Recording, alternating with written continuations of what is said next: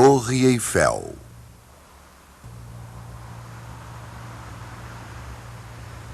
Enquanto os americanos saudavam sua mais nova maravilha importada, em Paris, os franceses estavam construindo uma outra que guardariam para eles. O mesmo engenheiro que havia construído a estrutura para a Estátua da Liberdade recebeu a missão de sua vida. Gustave Eiffel, construtor de pontes e engenheiro estrutural, foi incumbido de construir um monumento para o centenário da Revolução Francesa. Eiffel conhecia tanto história quanto metalurgia.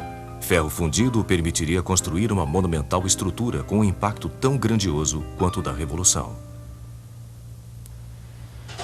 Ele planejou uma torre com uma altura estonteante, quase 350 metros de ferro trabalhado, e que permaneceria como a mais alta estrutura do mundo por 40 anos.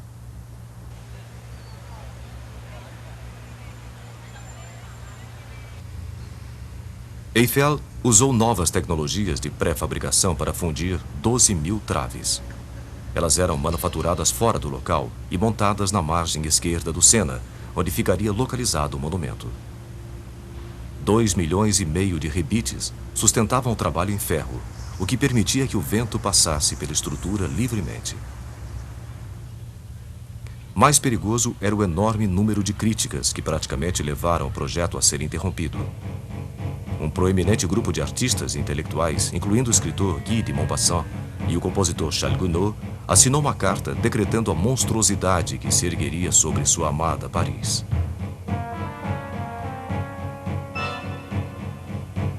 A inútil e monstruosa Torre Eiffel é como uma gigantesca chaminé preta de uma fábrica. Esmagando com sua enorme massa a Notre-Dame. O Louvre, o Arco do Triunfo. Todos os nossos monumentos serão humilhados sob esta mancha negra. Determinado, Eiffel continuou. A torre ficou pronta no prazo, com apenas 600 dias de trabalho, e foi inaugurada em 31 de março de 1889. Mais de 2 milhões de parisienses curiosos passaram pela torre neste primeiro ano, rabiscando seus nomes nas vigas e comprando souvenirs. Eles almoçaram no restaurante localizado na torre e subiram nos engenhosos elevadores por entre a estrutura de metal para ver o que nunca haviam visto antes. Um visitante era Edmond de Goncourt. Subindo no elevador, eu tive a sensação, lá no fundo do meu estômago, de que estava em um navio no mar, mas sem vertigem. Lá do alto, nós fomos presenteados com uma visão maravilhosa, além de tudo que poderíamos imaginar na altura do chão, da grandeza, da extensão, da imensidão de Paris.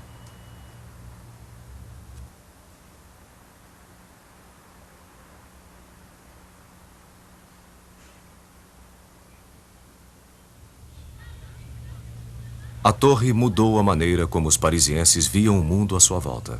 Paris não era mais simplesmente uma cidade de ruas e bulevares, mas tinha agora uma estonteante vista nova, do céu e do horizonte, tons de cores e luzes.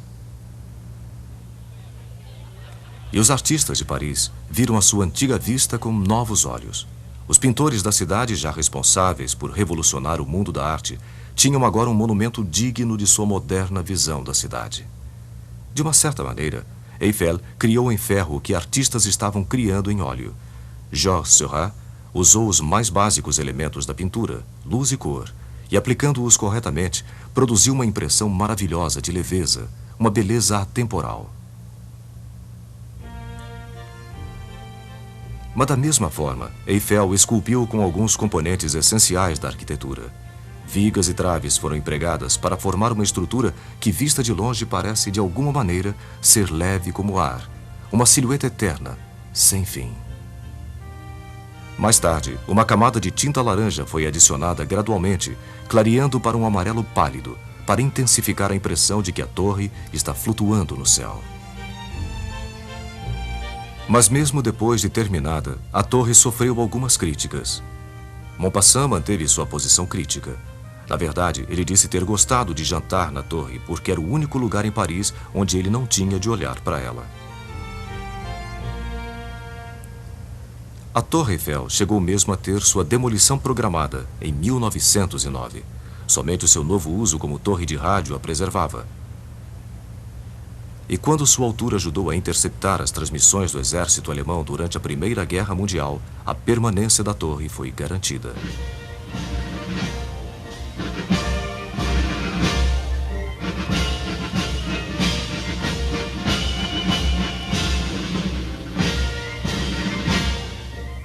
Ironicamente, o que uma vez havia sido um símbolo da revolução, do progresso e da produção em massa, hoje parece ser um tanto quanto antiquado. Um pouco da elegância do velho mundo numa metrópole frenética.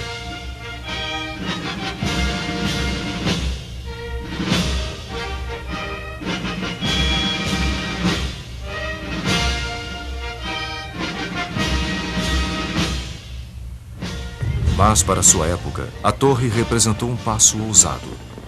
Ela representou as boas-vindas à era moderna. Misturou beleza com tecnologia, garantindo que os dois poderiam coexistir. Esta ambição, por si só, já faz da Tour Eiffel a Torre Eiffel, a mais otimista das maravilhas jamais construídas.